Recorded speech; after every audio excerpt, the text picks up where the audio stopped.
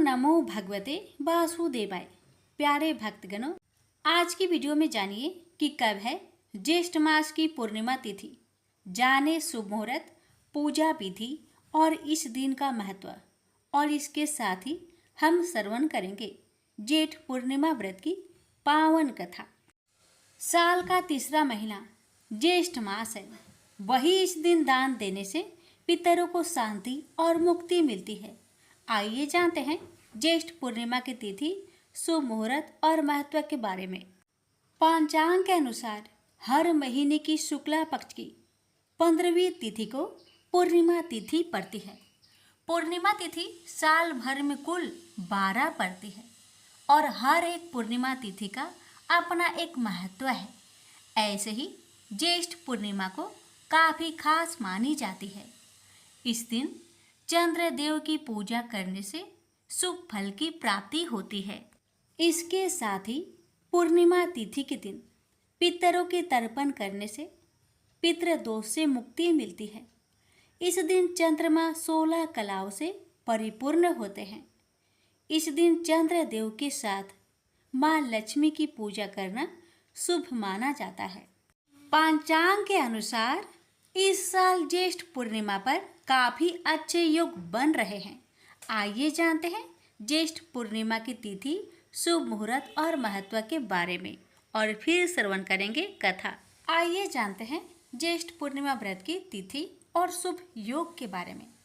हिंदू पंचांग के अनुसार ज्येष्ठ मास की पूर्णिमा तिथि 21 जून को सुबह 7:31 से शुरू हो रही है, जो 22 जून को सुबह 6:37 पर समाप्त हो रही है। उदया तिथि के हिसाब से ज्येष्ठ पूर्णिमा 21 जून 2024 को मनाई जा रही है। ज्येष्ठ पूर्णिमा के दिन सूर्योदय से लेकर शाम 6:42 तक शुभ योग रहेगा। इसके बाद शुक्ल योग लग जाएगा। भगवान शिव की पूजा के लिए शिव वास योग सुबह 6:38 से 23 जून को सुबह 5:12 तक है। जेठ पूर्णिमा की शुभ मुहूर्त ब्रह्म मुहूर्त 21 जून को सुबह 4:07 से 4:44 तक। विजय मुहूर्त 21 जून को दोपहर 2:43 से 3:39 तक रहेगा। गोधूली मुहूर्त 21 जून को शाम 7:21 से 7:41 तक रहेगा। नीतिशा मुहूर्त 21 जून को रात 12:03 से 12:43 तक रहेगा। ज्येष्ठ पूर्णिमा पूजा विधि। इस दिन पवित्र नदियों में स्नान करने का बहुत अधिक महत्व होता है।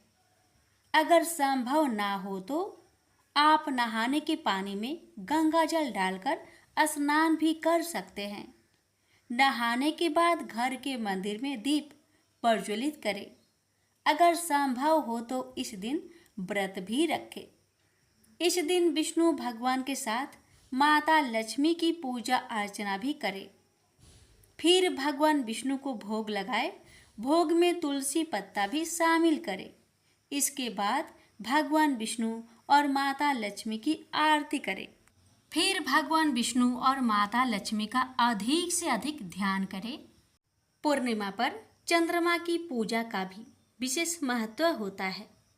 चंद्रोदय होने के बाद चंद्रमा की पूजा अवश्य करें।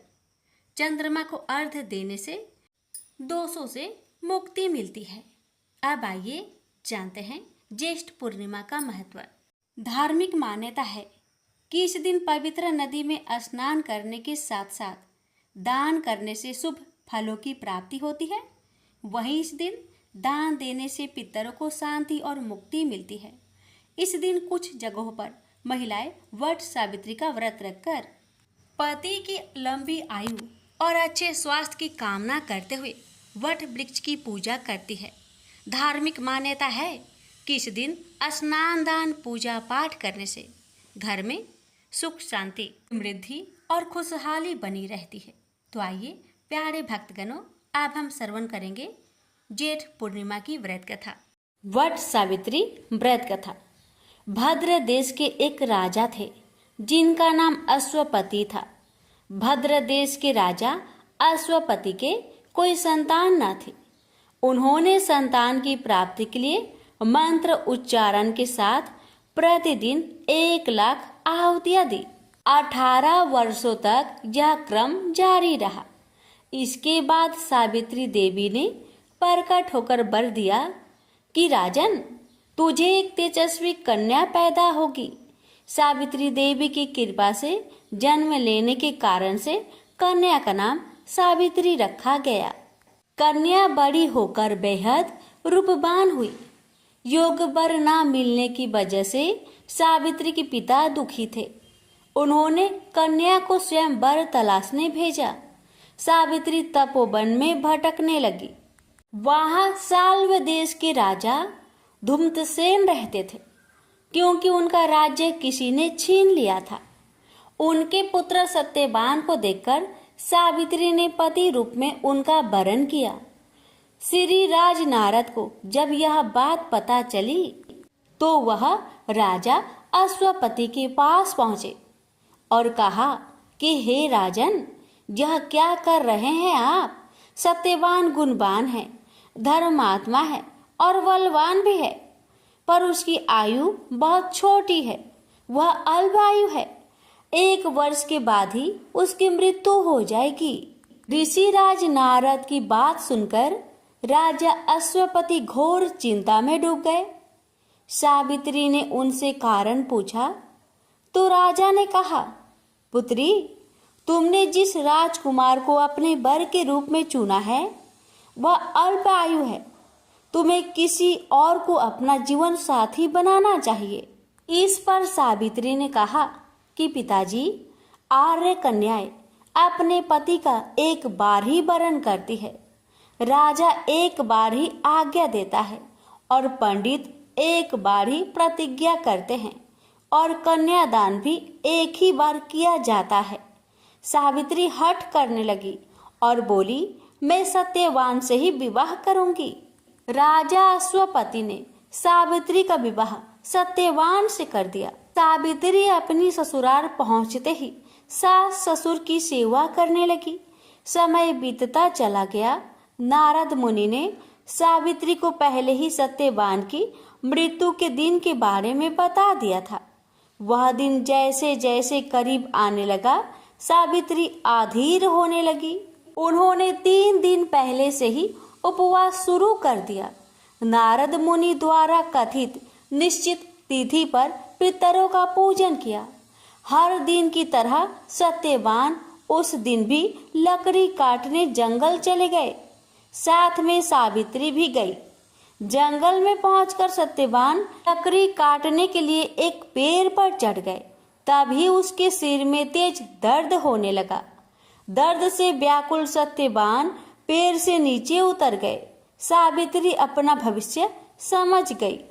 सत्यवान के सिर को गोद में रखकर सावित्री सत्यवान का सिर सहलाने लगी। तभी वहां यमराज आते दिखे। यमराज अपने साथ सत्यवान को ले जाने लगे। सावित्री भी उनके पीछे पीछे चल पड़ी। यमराज ने सावित्री को समझाने की कोशिश की। यह विधि का विधान है, लेकिन सावित्री नहीं मानी। सावित्री की निष्ठा और पति परायणता को देखकर यमराज ने सावित्री से कहा, हे देवी, तुम धन्य हो। तुम मुझसे कोई भी वरदान मांगो। सावित्री ने कहा कि मेरे सास ससुर वनवासी और अंधे हैं, उन्हें आप दिव्य ज्योति प्रदान करें। यमराज ने कहा, ऐसा ही होगा, जाओ, आप लौट जाओ। लेकिन सावित्री अपने पति सत्यवान के पीछे पीछे चलती रही। यमराज ने कहा, देवी, तुम वापस जाओ।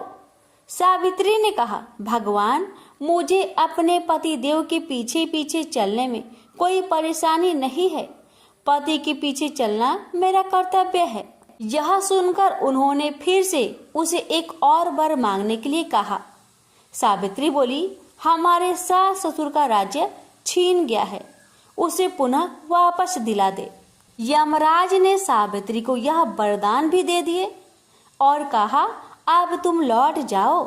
लेकिन सावित्री पीछे पीछे चलती रही। यमराज ने सावित्री को तीसरा वरदान मांगने को कहा। इस पर सावित्री ने 100 संतानों और सौभाग्य का वरदान मांगा। यमराज ने इसका वरदान भी सावित्री को दे दिया। सावित्री ने यमराज से कहा कि हे प्रभु, मैं एक पतिव्रता पत्नी हूँ और आपने मुझे पुत्रवती होने का आशीर्वाद दिया है। यह सुनकर यमराज को सत्यवान के प्राण छोड़ने पड़े और यमराज अंतर्ध्यान हो गए और सावित्री उसी वट वृक्ष के पास आ गई जहाँ उसके पति का मृत शरीर पड़ा था। सत्यवान जीवित हो गया और दोनों खुशी खुशी अपने राज्य की ओर चल पड़े। दोनों जब घर पहुंचे तो देखा कि माता पिता को दिव्य ज्योति प्राप्त हो गई है। इस प्रकार सावित्री सत्यवान चिरकाल तक राज्य सुख भोगते रहे। अतः पतिव्रता सावित्री के अनुरूप ही प्रथम अपने सास ससुर का उचित पूजन करने के साथ ही अन्य विधियों को प्रारंभ करे।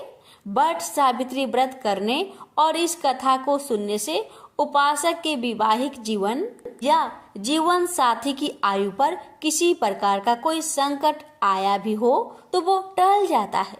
प्रेम से बोलिए यमराज भगवान की जय, सावित्री माता की जय, सत्यवान की जय।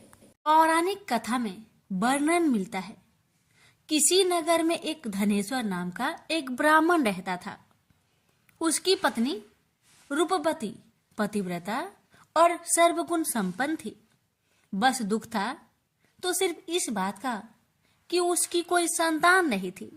यही कारण था कि वो दोनों बहुत चिंतित रहते थे। एक बार उस नगर में एक महात्मा आए। वो नगर के सभी लोगों से दान लेते थे, लेकिन धनेश्वर की पत्नी अब भी उन्हें दान देने जाती तो वो उसे लेने से मना कर देते थे। एक दिन धनेश्वर ने उन महात्मा के पास जाकर पूछा, हे महात्मन, आप नगर के सभी लोगों से दान लेते हैं, लेकिन मेरी पत्नी के हाथ का दान क्यों नहीं स्वीकार करते हैं? हमसे अगर कोई भूल हुई हो तो हम ब्राह्मण दंपति आपसे क्षमा याचना करते हैं। महात्मा बोले, नहीं ब्रीप, तुम तो बहुत ही विनम्र और हमेशा आदर सत्कार करने वाले ब्राह्मण हो। तुमसे भूल तो कदापि नहीं हो सकती। महात्मा की बात सुनकर धनेश्वर हाथ जोड़कर बोला, हे मुनिवर, फिर आखिर क्या कारण है? कृपया हमें उससे अवगत कराइए। इस पर महात्मन बोले, हे ब्रीप, तुम्हारे कोई संतान नहीं है और जो दंपति निसंतान हो उसके हाथ से भिक्षा लेना अधम या पापी के हाथ से भिक्षा ग्रहण करने के समान है। तुम्हारे दिया गया दान लेने के कारण मेरा पतन हो जाएगा। बस यही कारण है कि मैं तुम दंपति से दान स्वीकार नहीं करता।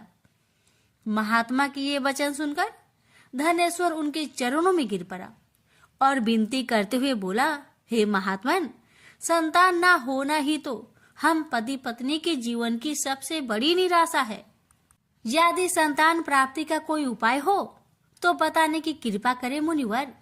ब्राह्मण का दुख देखकर महात्मा बोले, हे ब्रीप, तुम्हारे इस कष्ट का एक निवारण अवश्य है। तुम 16 दिनों तक श्रद्धा पूर्वक काली माता की पूजा करो। माँ प्रसन्न होगी तो उनकी कृपा से अवश्य तुम्हें पुत्र रत्न की प्राप्ति होगी। इतना सुनकर धनेश्वर बहुत खुश हुआ। उसने कृतज्ञता पूर्वक महात्मा का आभार प्रकट किया और घर आकर पत्नी को सारी बात बताई। पति पत्नी को महात्मा के द्वारा बताए गए उपाय से एक आशा की किरण दिखाई दी और धनेश्वर माँ काली की उपासना के लिए वन में चला गया। ब्राह्मण ने पूरे 16 दिन तक काली माता की पूजा की और उपवास रखा। उसकी भक्ति देखकर और विनती सुनकर माँ ब्राह्मण के सामने आई और बोली, हे धनेश्वर, तू निराश मत हो। मैं तुम्हें संतान के रूप में पुत्र रत्न की प्राप्ति का वरदान देती हूँ, लेकिन 16 साल की अल्प आयु में तेरे पुत्र की मृत्यु हो जाएगी। काली माता ने कहा, यदि तुम पति पत्नी विधि पूर्वक 32 पूर्णमासी का व्रत करोगे तो तुम्हारी संतान दीर्घायु हो जाएगी। प्रातःकाल जब तुम उठोगे तो तुम्हें यहाँ आम का एक वृक्ष दिखाई देगा, उस पेड़ से एक फल तोड़ना और ले जाकर अपनी पत्नी को खिला देना। शिव जी की कृपा से तुम्हारी पत्नी गर्भवती हो जाएगी। इतना कहकर माता अंतर्ध्यान हो गई। प्रातःकाल जब धनेश्वर उठा तो उसे आम का वृक्ष दिखा जिस पर बहुत ही सुंदर फल लगे थे। वो काली माता के कहे अनुसार फल तोड़ने के लिए वृक्ष पर चढ़ने लगा। उसने कई प्रयास किया लेकिन फिर भी फल तोड़ने में असफल रहा तथा उसने विघ्नहर्ता गणेश भगवान की सुमरन किया और गणपति की कृपा से इस बार वो वृक्ष पर चढ़कर फल तोड़ लाया। धनेश्वर ने अपनी पत्नी को फल दिया जिसे खाकर वो कुछ समय बाद गर्भवती हो गई। दंपति काली माँ के निर्देश के अनुसार हर पूर्णिमा पर दीप जलाते रहे।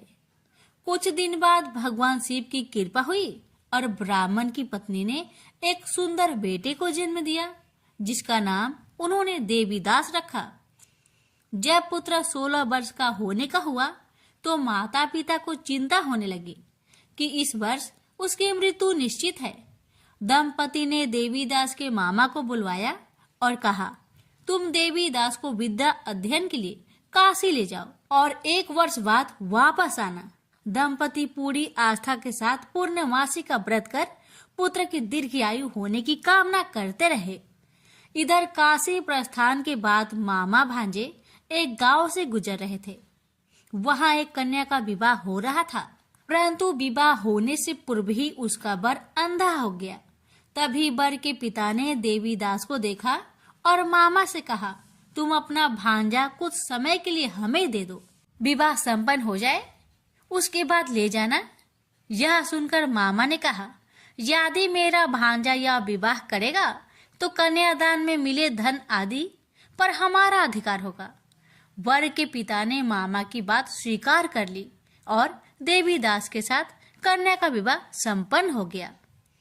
इसके पश्चात देवीदास पत्नी के साथ भोजन करने बैठा, लेकिन उसने उस थाल को हाथ नहीं लगाया। यह देखकर पत्नी बोली, स्वामी आप भोजन क्यों नहीं कर रहे हैं?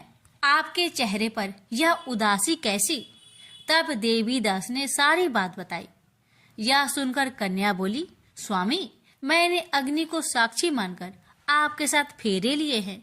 अब मैं आपके अलावा किसी और को अपना पति स्वीकार नहीं करूंगी। पत्नी की बात सुनकर देवीदास ने कहा, ऐसा मत कहो, मैं अल्पायु हूँ। कुछ ही दिन में 16 वर्ष की आयु होते ही मेरी मृत्यु निश्चित है। लेकिन पत्नी ने कहा, जो भी उसके भाग्य में लिखा होगा वो उसे स्वीकार है। देवीदास के बहुत कहने पर भी जब वो नहीं मानी तो देवीदास ने उसे एक अंगूठी दी और कहा, मैं विद्या अध्ययन के लिए काशी जा रहा हूँ, लेकिन तुम मेरे जीवन मरण के बारे में जानने के लिए एक पुष्प वाटिका तैयार करो। उसमें भांति भांति के पुष्प लगाओ और उन्हें जल से सींचते रहो। यदि वाटिका हरी भरी रहे, पुष्प खिली रहे तो समझना मैं जीवित हूँ, और जब ये वाटिका सूख जाए तो मान लेना कि मेरी मृत्यु हो चुकी है। इतना कहकर देवीदास काशी चला गया। प्रातःकाल जब कन्या ने दूसरे वर को देखा तो बोली, ये मेरा पति नहीं है, मेरा पति काशी पढ़ने गया है। यदि इसके साथ मेरा विवाह हुआ है तो बताए कि रात्रि में मेरी और इसके बीच क्या बातें हुई थी और इसने मुझे क्या दिया था। ये सुनकर वर बोला, मुझे कुछ नहीं पता, और पिता पुत्र लज्जित होकर चले गए। उधर एक दिन प्रातःकाल एक सर्प देवीदास को डसने के लिए आया, लेकिन उसके माता पिता द्वारा किए जाने वाले पूर्णिमा व्रत के प्रभाव के कारण वो उसे डस नहीं पाया। तत्पश्चात काल स्वयं वहां आए और उसके शरीर से प्राण निकालने लगे। देवीदास मूर्छित होकर गिर पड़ा। वे वहां माता पार्वती और शिव जी आए। देवीदास को मूर्छित देखकर देवी पार्वती बोली, हे स्वामी, देवीदास की माता ने 32 पूर्णिमा का व्रत रखा था, उसके फलस्वरूप कृपया आप इसे जीवन दान दे। माता पार्वती की बात सुनकर भगवान शिव ने देवी दास को पुनः जीवित कर दिया। इधर देवी दास की पत्नी ने देखा कि पुष्प वाटिका में एक भी पुष्प नहीं रहा। वो जान गई कि उसके पति की मृत्यु हो चुकी है और रोने लगी। तभी उसने देखा कि वाटिका पुनः हरी भरी हो गई है। यह देखकर वो बहुत प्रसन्न हुई। उसे पता चल गया कि देवीदास को प्राणदान मिल चुका है। जैसे ही देवीदास 16 वर्ष का हुआ, मामा भांजा काशी से वापस चल पड़े। रास्ते में जब वो कन्या के घर गए तो उसने देवीदास को पहचान लिया और अत्यंत प्रसन्न हुई। धनेश्वर और उसकी पत्नी भी पुत्र को जीवित पाकर हर्ष से भर गए। पौराणिक मान्यता है कि जो स्त्रियां श्रद्धा पूर्वक पूर्णिमा का व्रत रखती हैं और कथा सुनती हैं, उन्हें संतान का सुख मिलता है, संकट से मुक्ति मिलती है और समस्त मनोकामनाएं पूर्ण होती है। श्री सत्यनारायण भगवान की व्रत कथा। एक समय की बात है, नैमिषारण्य तीर्थ में सौनकादि 88,000 ऋषियों ने श्री सूत जी से पूछा, हे प्रभु, इस कलयुग में वेद विद्या रहित मनुष्य को प्रभु भक्ति किस प्रकार मिल सकती है तथा उनका उद्धार कैसे होगा? हे मुनि श्रेष्ठ, कोई ऐसा तप बताइए जिससे थोड़े समय में ही पुण्य मिले और मनोवांछित फल भी मिल जाए। इस प्रकार की कथा सुनने की हम इच्छा रखते हैं। सर्व शास्त्रों के ज्ञाता सूत जी बोले, हे वैष्णवों, मैं पूज्य आप सभी ने प्राणियों के हित की बात पूछी है, इसलिए मैं एक श्रेष्ठ व्रत को आप लोगों को बतलाऊंगा, जिसे नारद जी ने लक्ष्मी नारायण जी से पूछा था और लक्ष्मीपति ने मुनि श्रेष्ठ नारद जी से कहा था। आप सब इसे ध्यान से सुनिए। एक समय की बात है, योगीराज नारद जी दूसरों के हित की इच्छा लिए अनेकों लोकों में घूमते हुए मृत्यु लोक में आ पहुंचे। यहाँ उन्होंने अनेक योनियों में जन्मे प्राय सभी मनुष्यों को अपने कर्मों द्वारा अनेकों दुख से पीड़ित देखा। उनका दुख देख नारद जी सोचने लगे कि कैसा यत्न किया जाए, इसके करने से निश्चित रूप से मानव के दुखों का अंत हो जाए। इसी विचार पर मनन करते हुए वह विष्णु लोक में गए। वह देवों के इस भगवान नारायण की स्तुति करने लगे, जिनके हाथों में शंख, चक्र, गदा और पद्म थे, गले में वरमाला पहने हुए थे। स्तुति करते हुए नारद जी बोले, हे भगवान, आप अत्यंत शक्ति से संपन्न हैं। मन तथा वाणी भी आपको नहीं पा सकती है। आपका यदि मध्य तथा अंत नहीं है, निर्गुण स्वरूप सृष्टि के कारण भक्तों के दुख को दूर करने वाले, आपको मेरा नमस्कार है। नारद जी की स्तुति सुन विष्णु भगवान बोले, हे मुनि श्रेष्ठ, आपके मन में क्या बात है? आप किस काम के लिए पधारे हैं, उसे निसंकोच कहो। इस पर नारद मुनि बोले कि मृत्यु लोक में अनेक योनियों में जन्मे मनुष्य अपने कर्मों के द्वारा अनेकों दुख से दुखी हो रहे हैं। हे नाथ, आप मुझ पर दया रखते हैं तो बताइए कि वो मनुष्य थोड़े प्रयास से ही अपने दुखों से कैसे छुटकारा पा सकते हैं। श्री हरि बोले, हे नारद, मनुष्य की भलाई के लिए तुमने बहुत ही अच्छी बात पूछी है, जिसके करने से मनुष्य मोह से छूट जाता है। वह बात मैं कहता हूँ, उसे सुनो। स्वर्ग लोक व मृत्यु लोक दोनों में एक दुर्लभ उत्तम व्रत है, जो पुण्य देने वाला है। आज प्रेम वश होकर मैं उसे तुमसे कहता हूँ।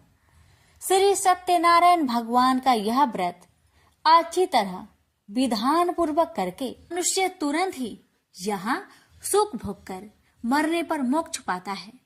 श्री हरि के वचन सुन नारद जी बोले कि उस व्रत का फल क्या है और उसका विधान क्या है। यह व्रत किसने किया था, इस व्रत को किस दिन करना चाहिए, सभी कुछ विस्तार से बताए।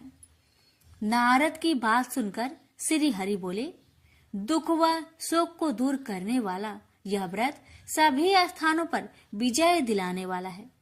मानव को भक्ति व श्रद्धा के साथ शाम को श्री सत्यनारायण की पूजा धर्म परायण होकर ब्राह्मणों व बंधुओं के साथ करनी चाहिए।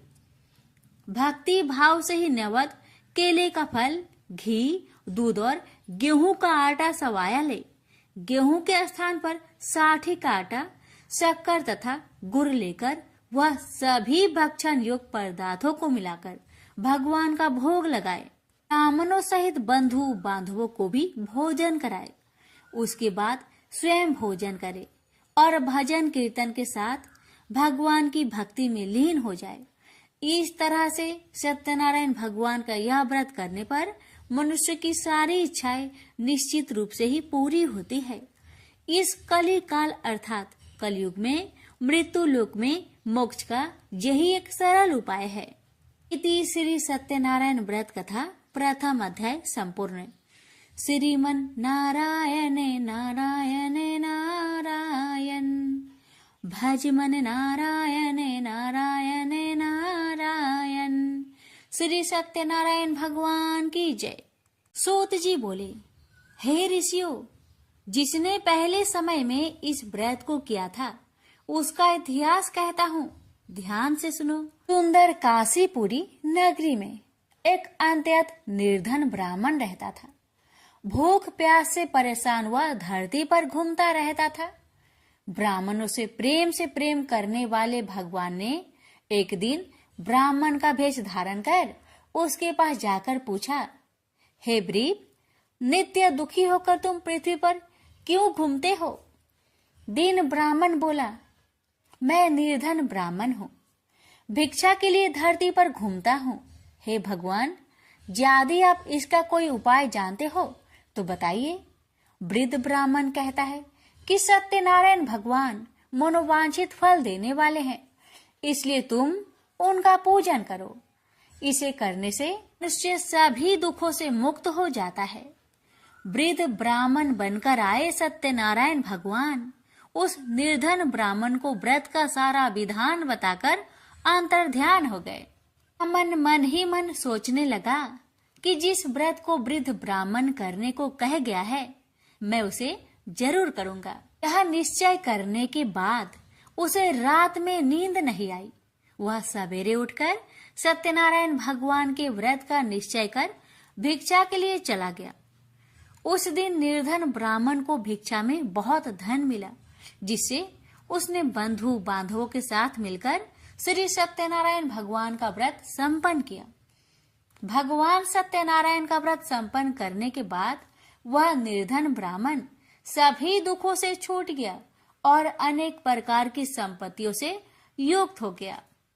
उसी समय से यह ब्राह्मण हर माह इस व्रत को करने लगा। इस तरह से सत्यनारायण भगवान के व्रत को जो भी मनुष्य करेगा वह सभी प्रकार के पापों से छूटकर मोक्ष को प्राप्त होगा। जो मनुष्य इस व्रत को करेगा वह भी सभी दुखों से मुक्त हो जाएगा। सूत जी बोले कि इस तरह से नारद जी से नारायण जी का कहा हुआ श्री सत्यनारायण व्रत को मैंने तुमसे कहा। हे ब्रीपो, मैं अब और क्या कहूँ? ऋषि बोले, हे मुनिवर, संसार में उस ब्रीप से सुनकर और किस किस ने इस व्रत को किया, हम सब इस बात को सुनना चाहते हैं। इसके लिए हमारे मन में श्रद्धा का भाव है। सूत जी बोले, हे मुनियों, जिसने इस व्रत को किया है वह सब सुनो। एक समय वही ब्रीप धन व ऐश्वर्य के अनुसार अपने बंधु बांधवों के साथ इस व्रत को करने को तैयार हुआ। उसी समय एक लकड़ी बेचने वाला बूढ़ा आदमी आया और लकड़ियां बाहर रखकर अंदर ब्राह्मण के घर में गया। प्यास से दुखी वह लकड़हारा उनको व्रत करते देख ब्रीप को नमस्कार कर पूछने लगा कि आप यह क्या कर रहे हैं तथा इसे करने से क्या फल मिलेगा, कृपया मुझे भी बताइए। ब्राह्मण ने कहा कि सब मनोकामनाओं को पूरा करने वाला यह सत्यनारायण भगवान का व्रत है। इनकी कृपा से ही मेरे घर में धान्य आदि की वृद्धि हुई है। ब्रीफ से सत्यनारायण व्रत के कथा के बारे में जानकर लकड़हारा बहुत प्रसन्न हुआ। चरणामृत लेकर वह प्रसाद खाने के बाद वह अपने घर गया। लकड़हारे ने अपने मन में संकल्प किया कि आज लकड़ी बेचने से जो धन मिलेगा उसी से श्री सत्यनारायण भगवान का उत्तम व्रत करूंगा। मन में इस विचार को ले बूढ़ा आदमी सिर पर लकड़ियां रख उस नगर में बेचने गया जहां धनी लोग ज्यादा रहते थे। उस नगर में उसे अपनी लकड़ियों का दाम पहले से 4 गुना अधिक मिलता है। बूढ़ा प्रसन्नता के साथ दाम लेकर केले, शक्कर, घी, दूध, दही और गेहूं का आटा ले और सत्यनारायण भगवान की व्रत की अन्य सामग्रियां लेकर अपने घर गया। वहां उसने अपने बंधु बांधवों को बुलाकर विधि विधान से सत्यनारायण भगवान का पूजन और व्रत किया। इस व्रत के प्रभाव से वह बूढ़ा लकड़हारा धन, पुत्र आदि से युक्त होकर संसार के समस्त सुख भोग अंत काल में बैकुंठ धाम को चला गया। इति श्री सत्यनारायण व्रत कथा 2 अध्याय संपूर्ण। श्रीमन नारायण नारायण नारायण भज मन नारायण नारायण नारायण। श्री सत्यनारायण भगवान की जय। सूत जी बोले, हे श्रेष्ठ मुनियों, अब आगे की कथा कहता हूँ। पहले समय में उल्कामुख नाम का एक बुद्धिमान राजा था। वह सत्य वक्ता और जितेंद्रिय था। प्रतिदिन देव स्थानों पर जाता और निर्धनों को धन देकर उनके कष्ट दूर करता था। उसकी पत्नी कमल के समान मुख वाली तथा सती साध्वी थी। भद्रशिला नदी के तट पर उन दोनों ने श्री सत्यनारायण भगवान का व्रत किया। उसी समय साधु नाम का एक वैश्य आया। उसके पास व्यापार करने के लिए बहुत सा धन भी था। राजा को व्रत करते देखकर वह विनय के साथ पूछने लगा, हे राजन, भक्ति भाव से पूर्ण होकर आप यह क्या कर रहे हैं? मैं सुनने की इच्छा रखता हूँ, तो आप मुझे बताए। राजा बोले, हे साधु, अपने बंधु बांधवों के साथ पुत्र आदि की प्राप्ति के लिए एक महाशक्तिमान श्री सत्यनारायण भगवान का व्रत व पूजन कर रहा हूँ। राजा के वचन सुन साधु आदर से बोला, हे राजन, मुझे इस व्रत का सारा विधान कहिए। आपके कथा अनुसार मैं भी इस व्रत को करूँगा। मेरी भी संतान नहीं है और इस व्रत को करने से निश्चित रूप से मुझे संतान की प्राप्ति होगी। राजा से व्रत का सारा विधान सुनकर व्यापार से निवृत्त हो वह अपने घर गया। साधु वैश्य ने अपनी पत्नी को संतान देने वाले इस व्रत का वर्णन कह सुनाया और कहा कि जब मेरी संतान होगी तब मैं इस व्रत को करूंगा। साधु ने इस तरह के वचन अपनी पत्नी लीलावती से कहे। एक दिन लीलावती पति के साथ आनंदित हो सांसारिक धर्म में प्रवृत्त होकर सत्यनारायण भगवान की कृपा से गर्भवती हो गई। 10वें महीने में उसके गर्भ से एक सुंदर कन्या ने जन्म लिया। दिनों दिन वह ऐसे बढ़ने लगी जैसे कि शुक्ला पक्ष का चंद्रमा बढ़ता है।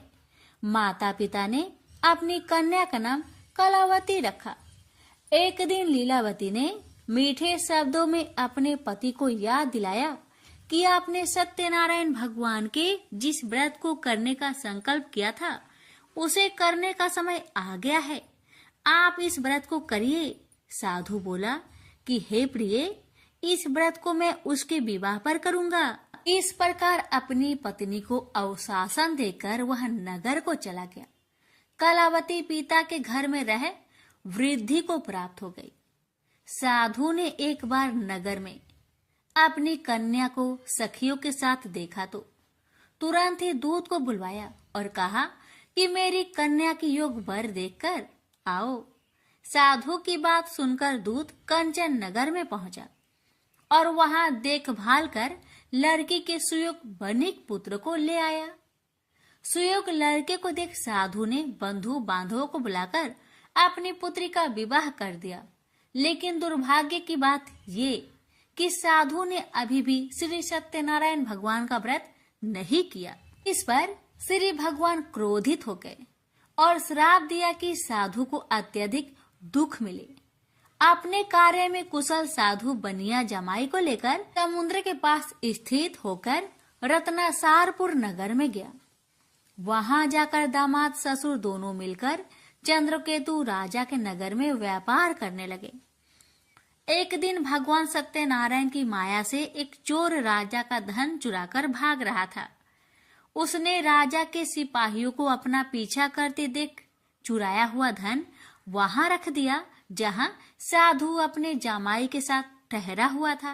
राजा के सिपाहियों ने साधु वैश्य के पास राजा का धन पड़ा देखा तो वह ससुर जमाई दोनों को बांधकर प्रसन्नता से राजा के पास ले गए और कहा कि उन दोनों चोरों को हम पकड़ लाए हैं, आप आगे की कार्रवाई की आज्ञा दे। राजा की आज्ञा से उन दोनों को कठिन कारावास में डाल दिया गया और उनका सारा धन भी उनसे छीन लिया गया। श्री सत्यनारायण भगवान के श्राप से साधु की पत्नी भी बहुत दुखी हुई। घर में जो धन रखा था उसे चोर चुरा ले गए। शारीरिक तथा मानसिक पीड़ा व भूख प्यास से अति दुखी हो अन्न की चिंता में कालावती के ब्राह्मण के घर गई। वहां उसने श्री सत्यनारायण भगवान का व्रत होते देखा। फिर कथा भी सुनी। वह प्रसाद ग्रहण कर वह रात को घर वापस आई। माता ने कलावती से पूछा कि हे पुत्री, अब तक तुम कहाँ थी, तेरे मन में क्या है? कलावती ने अपने माता से कहा, हे माता, मैंने एक ब्राह्मण के घर में श्री सत्यनारायण भगवान का व्रत देखा है। कन्या के वचन सुन लीलावती भगवान की पूजन की तैयारी करने लगी। लीलावती ने परिवार व बंधुओं सहित सत्यनारायण भगवान का पूजन किया और उनसे वर मांगा कि मेरे पति तथा जमाई शीघ्र घर आ जाए। साथ ही यह भी प्रार्थना की कि हम सबका अपराध क्षमा करे। श्री सत्यनारायण भगवान इस व्रत से संतुष्ट हो गए और राजा चंद्रकेतु को सपने में दर्शन दे कहा कि हे राजन, तुम उन दोनों वेश्या को छोड़ दो और तुमने उनका जो धन लिया है उसे वापस कर दो। अगर ऐसा नहीं किया तो मैं तुम्हारा धन, राज्य व संतान सभी को नष्ट कर दूंगा। राजा को यह सब कहकर वह अंतर्ध्यान हो गए। अतः काल सभा में राजा ने अपना सपना सुनाया। फिर बोले कि बानिक पुत्र को कैद से मुक्त कर सभा में लाओ। दोनों ने आते ही राजा को प्रणाम किया। राजा मीठी बानी से बोला, हे महानुभावो, भाग्यवश ऐसा कठिन दुख तुम्हें प्राप्त हुआ है, लेकिन अब तुम्हें कोई भय नहीं है। ऐसा कह राजा ने उन दोनों को नए वस्त्र भूषण भी पहनाए और जितना धन उनका लिया था उससे 2 गुना धन वापस कर दिया। दोनों वेश्या अपने घर को चल दिए। श्री सत्यनारायण व्रत कथा का 3रा अध्याय संपूर्ण। श्रीमन नारायण नारायण नारायण, भज मन नारायण नारायण नारायण। श्री सत्यनारायण भगवान की जय। सूत जी बोले, वैश्या ने मंगलाचार कर अपनी यात्रा आरंभ की और अपने नगर की ओर चल दिया। उसके थोड़ी दूर जाने पर एक दंड वेशधारी श्री सत्यनारायण ने उनसे पूछा, हे साधु, तेरी नाव में क्या है? अभिमानी बानिक हंसता हुआ बोला, हे दंडी, आप क्यों पूछते हो? क्या धन लेने की इच्छा है? मेरी नाव में तो बेल व पत्ते भरे हुए हैं। वैश्या के कठोर वचन सुन भगवान बोले, तुम्हारा वचन सत्य हो। दंडी ऐसे वचन कहे वहां से दूर चले गए। कुछ दूर जाकर समुद्र के किनारे बैठ गए। दंडी के जाने के बाद साधु वैश्या ने नित्य क्रिया के पश्चात नाव को ऊंची उठते देखकर अचंभा माना और नाव में बेल पत्ते आदि देख वह मूर्छित हो जमीन पर गिर पड़ा। मूर्छा खोलने पर वह अत्यंत शोक में डूब गया। तब उसका दामाद बोला कि आप शोक ना मनाए, यह दंडी का श्राप है, इसलिए हमें उनकी शरण में जाना चाहिए तभी हमारी मनोकामना पूरी होगी। दामाद की बात सुनकर वह डंडी के पास पहुंचा और अत्यंत भक्ति भाव नमस्कार करके बोला, मैंने आपसे जो असत्य वचन कहे थे उनके लिए मुझे क्षमा दे। ऐसा कह कहकर महान शोकातुर हो रोने लगा। डंडी भगवान बोले, हे बानिक पुत्र, मेरी आज्ञा से बार बार तुम्हें दुख प्राप्त हुआ है, तू मेरी पूजा से विमुख हुआ। साधु बोला, हे भगवान, आपकी माया से ब्रह्मा आदि देवता भी आपके रूप को नहीं जानते, तब मैं अज्ञानी कैसे जान सकता हूँ? आप प्रसन्न होइए, अब मैं सामर्थ्य के अनुसार आपकी पूजा करूंगा। मेरी रक्षा करो और पहले के समान नौका में धन भर दो। साधु वैश्य के भक्ति पूर्वक वचन सुनकर भगवान प्रसन्न हो गए और उसकी इच्छा अनुसार वरदान देकर अंतर ध्यान हो गए। ससुर जमाई जब नाव पर आए तो नाव धन से भरी हुई थी। फिर वही अपने अन्य साथियों के साथ सत्यनारायण भगवान का पूजन कर अपने नगर को चल दिए। जब नगर के नजदीक पहुंचे तो दूत को घर पर खबर करने के लिए भेज दिया। दूत साधु की पत्नी को प्रणाम कर कहता है कि मालिक अपने दामाद सहित नगर के निकट आ गए हैं। दूत की बात सुन साधु की पत्नी लीलावती ने बड़े हर्ष के साथ सत्यनारायण भगवान का पूजन कर अपनी पुत्री कलावती से कहा कि मैं अपने पति के दर्शन को जाती हूँ, तो कार्य पूर्ण कर शीघ्र आ जाना। माता के ऐसे वचन सुन कलावती जल्दी में प्रसाद छोड़ अपने पति के पास चली गई। प्रसाद की अवज्ञा के कारण श्री सत्यनारायण भगवान रुष्ट हो गए और नाव सहित उसके पति को पानी में डुबो दिए। कलावती अपने पति को वहां ना पाकर रोती हुई जमीन पर गिर गई। नौका को डूबा हुआ देख वह कन्या को रोता देख साधु दुखी होकर बोला कि हे प्रभु, मुझसे तथा मेरे परिवार से जो भूल हुई है उसे क्षमा करे। साधु के दीन वचन सुनकर श्री सत्यनारायण भगवान प्रसन्न हो गए और आकाशवाणी हुई, हे साधु, तेरी कन्या मेरे प्रसाद को छोड़कर आई है, इसलिए उसका पति अदृश्य हो गया है। यदि वह घर जाकर प्रसाद खाकर लौटती है तो इसे उसका पति अवश्य मिलेगा। ऐसी आकाशवाणी सुन कलावती घर पहुंचकर प्रसाद खाती है और फिर आकर अपने पति के दर्शन करती है। उसके बाद साधु अपने बंधु बांधवों सहित श्री सत्यनारायण भगवान का विधि विधान से पूजन करता है। इस लोक का सुख भोग वह अंत में स्वर्ग जाता है। इति श्री सत्यनारायण व्रत कथा चतुर्थ अध्याय संपूर्ण। श्रीमन नारायणे नारायणे नारायणे भज मन नारायणे नारायणे नारायण। श्री सत्यनारायण भगवान की जय। श्री सूत जी बोले, हे ऋषियों, मैं और भी एक कथा सुनाता हूँ, उसे भी ध्यान पूर्वक सुनो। प्रजा पालन में लीन तुंगध्वज नाम का एक राजा था। उसने भी भगवान का प्रसाद त्याग कर बहुत ही दुख प्राप्त किया। एक बार वन में जाकर वन्य पशुओं को मारकर वह बर के पेड़ के नीचे आया। वहां उसने ग्वालों को भक्ति भाव से अपने बंधुओं सहित सत्यनारायण भगवान का पूजन करते देखा। अभिमान बस राजा ने उन्हें देखकर भी पूजा स्थान में नहीं गया, न ही उसने भगवान को नमस्कार किया। ग्वालों ने राजा को प्रसाद दिया, लेकिन उसने वह प्रसाद नहीं खाया और प्रसाद को वही छोड़कर वह अपने नगर को चला गया। जब वह नगर में पहुंचा तो वहां सब कुछ तहस नहस हुआ पाया, तो वह शीघ्र ही समझ गया कि यह सब भगवान ने ही किया है। वह दोबारा ग्वालों के पास पहुंचा और विधि पूर्वक पूजा कर प्रसाद खाया, तो श्री सत्यनारायण भगवान की कृपा से सब कुछ पहले जैसा हो गया। दीर्घ काल तक सुख भोगने के बाद मरोना उपरांत उसे स्वर्ग लोक की प्राप्ति हुई। तो मनुष्य परम दुर्लभ इस व्रत को करेगा तो भगवान सत्यनारायण की अनुकंपा से उसे धन्य धान्य की प्राप्ति होगी। निर्धन धनी हो जाता है और भय मुक्त हो जीवन जीता है। संतानहीन मनुष्य को संतान सुख मिलता है और सारे मनोरथ पूर्ण होने पर मानव अंत काल में वैकुंठ धाम को जाता है।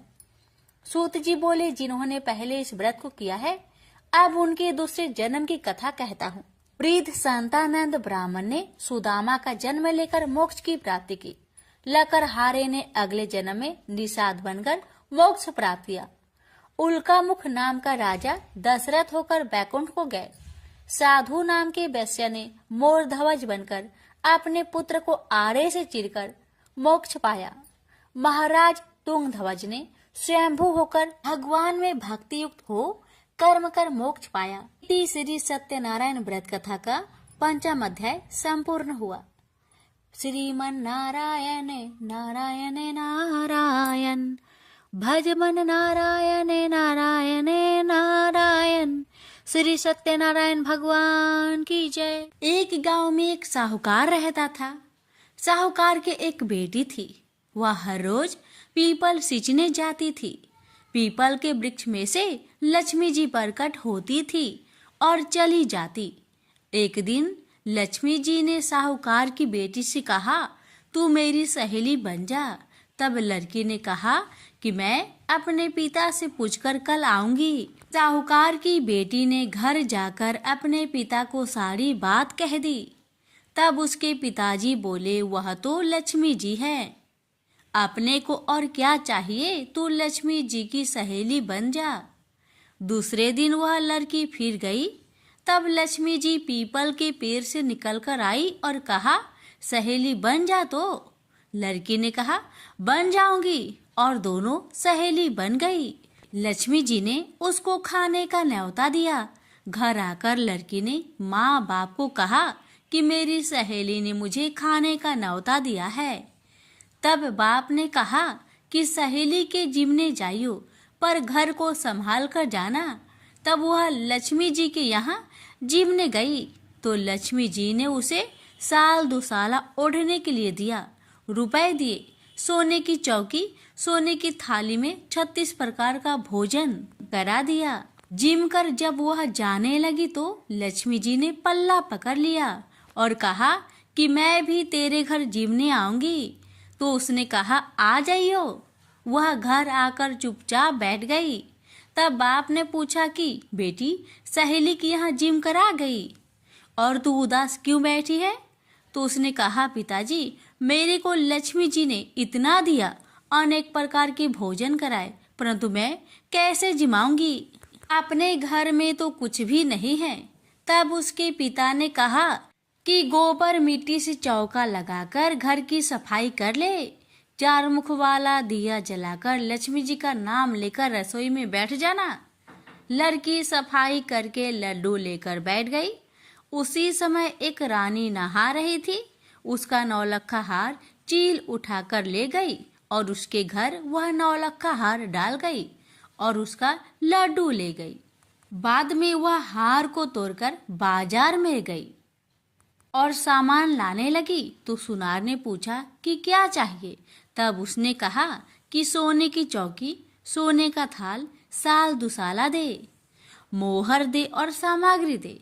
36 प्रकार का भोजन हो जाए इतना सामान दे। सारी चीजें लेकर बहुत तैयारी करी और रसोई बनाई। तब गणेश जी से कहा कि लक्ष्मी जी को बुलाओ। आगे आगे गणेश जी और पीछे पीछे लक्ष्मी जी आई। उसने फिर चौकी डाल दी और कहा, सहेली चौकी पर बैठ जा। जब लक्ष्मी जी ने कहा, सहेली चौकी पर तो राजा रानी की भी नहीं बैठी, किसी के भी नहीं बैठी, तो उसने कहा कि मेरे यहाँ तो बैठना पड़ेगा। फिर लक्ष्मी जी चौकी पर बैठ गई। तब उसने बहुत खातिर की, जैसे लक्ष्मी ने करी थी वैसे ही उसने करी। लक्ष्मी जी उस पर खुश हो गई। घर में खूब रुपया एवं लक्ष्मी हो गए। साहूकार की बेटी ने कहा, मैं अभी आ रही हूँ, तुम यहीं बैठी रहना। और वह चली गई। लक्ष्मी जी गई नहीं और चौकी पर बैठी रही। उसको बहुत दौलत दी। हे लक्ष्मी जी, जैसा तुमने साहूकार की बेटी को दिया वैसा सबको देना। कहानी सुनते हुकारा भरते अपने सारे परिवार को दियो। पीहर में देना, ससुराल में देना, बेटे पोते को देना। हे लक्ष्मी माता, सबका कष्ट दूर करना, दरिद्रता दूर करना, सबकी मनोकामना पूर्ण करना। प्रेम से बोलिए लक्ष्मी माता की जय, गणेश महाराज की जय। इसी से जुड़ी एक कथा बहुत प्रचलित है। श्रीमद् देवी भागवत पुराण में इनके अवतरण की दिव्य लीला कथा भी बनाई गई है। एक बार शिव ने अपने तेज को समुद्र में फेंक दिया था। उससे एक महातेजस्वी बालक ने जन्म लिया। यह बालक आगे चलकर जलांधर के नाम से पराक्रमी दैत्य राजा बना। इसकी राजधानी का नाम जलंधर नगरी था। दैत्यराज कालनेमी की कन्या वृंदा का विवाह जलंधर से हुआ। जलंधर महाराक्षस था। अपनी सत्ता के मद में चूर उसने माता लक्ष्मी की पाने की कामना से युद्ध किया, परंतु समुद्र से ही उत्पन्न होने के कारण माता लक्ष्मी ने उसे अपने भाई के रूप में स्वीकार किया। वहां से पराजित होकर वह देवी पार्वती को पाने की लालसा से कैलाश पर्वत पर गया। भगवान देवाधिदेव शिव का ही रूप धरकर माता पार्वती के समीप गया, परंतु मां ने अपने योग बल से उसे तुरंत पहचान लिया तथा वहां से अंतर्ध्यान हो गई। देवी पार्वती ने क्रोध होकर सारा वृत्तांत भगवान विष्णु को सुनाया। जलांधर की पत्नी वृंदा अत्यंत पतिव्रता स्त्री थी। उसी के पतिव्रत धर्म की शक्ति से जलांधर न तो मारा जाता था और न ही पराजित होता था। इसलिए जलांधर का नाश करने के लिए वृंदा के पतिव्रत धर्म को भंग करना बहुत जरूरी था।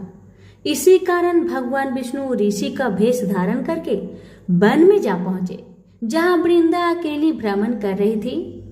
भगवान के साथ दो मायावी राक्षस भी थे, जिन्हें देखकर वृंदा भयभीत हो गई। ऋषि ने वृंदा के सामने पल में दोनों को भस्म कर दिया। उनकी शक्ति देखकर वृंदा ने कैलाश पर्वत पर महादेव के साथ युद्ध कर रहे अपने पति जलंधर के बारे में पूछा। ऋषि ने अपने माया जाल से दो बानर प्रकट किए। एक बानर के हाथ में जलांधर का सिर था तथा दूसरे के हाथ में धड़। अपने पति की यह दशा देखकर वृंदा मूर्छित होकर गिर पड़ी।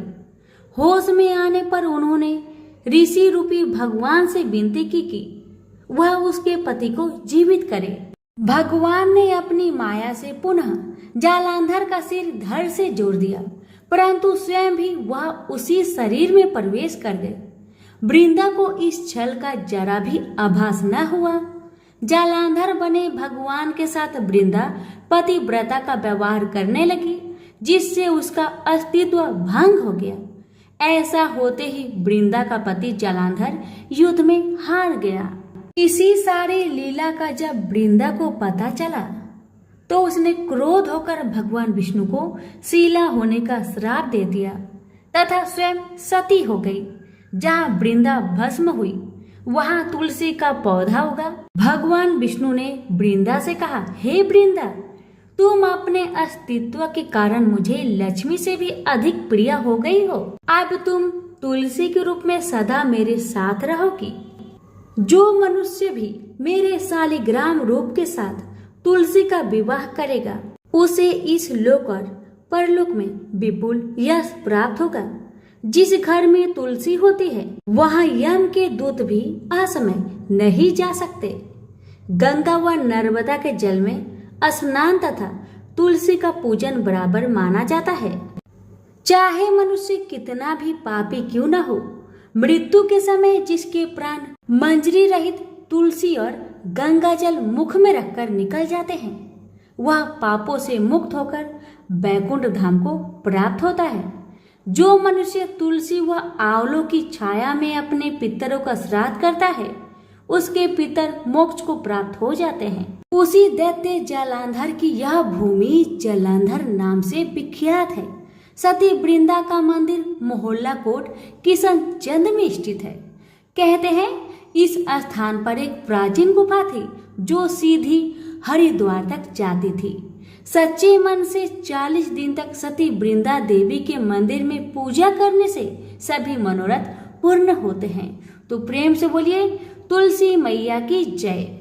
एक बार पथवाड़ी माता पाल और विनायक जी में झगड़ा हो गया। सब आपस में स्वयं को बड़ा बताने लगे। इतने में एक ब्राह्मण का लड़का आया।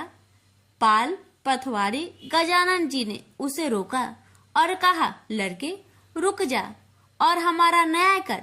लड़का बोला, मैं कल वापस आऊंगा, तब न्याय करूंगा। घर आकर लड़के ने माँ से कहा, माँ, मुझे कल पाल, पथवाड़ी माता, विनायक जी का न्याय चुकाना है। तो माँ ने कहा, बेटा सबको बड़ा बता देना।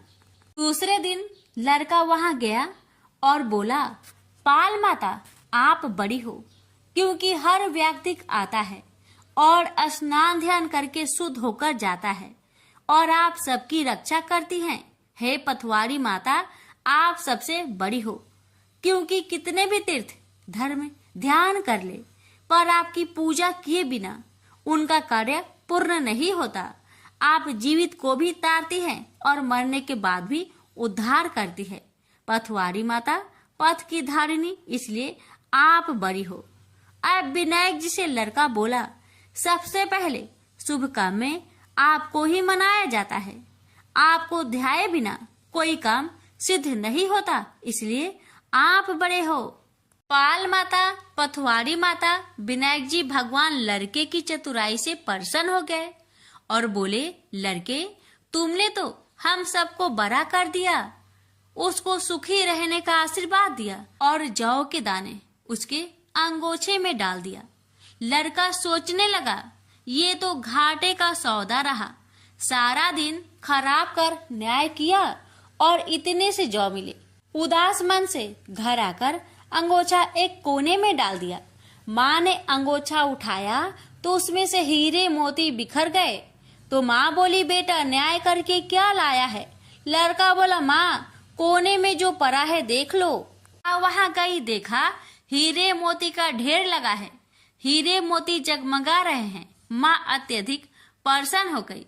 माँ ने बेटे को बुलाया और कहा, बेटा आज तो पाल माता, पथवाड़ी माता, विनायक जी भगवान आज तो हम पर प्रसन्न हुए हैं। माँ बेटे बहुत प्रसन्न हुए। हे भगवान, जैसा पाल माता, पथवाड़ी माता, विनायक जी भगवान ने लड़के को दिया, वैसे सबको देना। कहानी कहने, सुनने, हुक्कर भरने वालों को सुख समृद्धि धन्य धान्य देना। प्रेम से बोलिए, पाल, पथवाड़ी, विनायक भगवान की जय। लापसी तपसी की कथा। एक लापसी था, एक तपसी था। तपसी हमेशा भगवान की तपस्या में लीन रहता था। लापसी रोजाना सवा सेर की लापसी बनाकर भगवान का भोग लगाकर जीम लेता था। एक दिन दोनों लड़ने लगे। लापसी बोला, मैं रोज भगवान की तपस्या करता हूँ, इसलिए मैं बड़ा हूँ। लापसी बोला कि मैं रोज भगवान को सवा सेर लापसी का भोग लगाता हूँ, इसलिए मैं बड़ा हूँ। नारद जी वहां से गुजर रहे थे। दोनों को लड़ता देखकर उनसे पूछा कि क्यों तुम लड़ रहे हो? लापसी ने खुद को बड़ा होने का कारण बताया और तपसी ने अपना कारण बताया।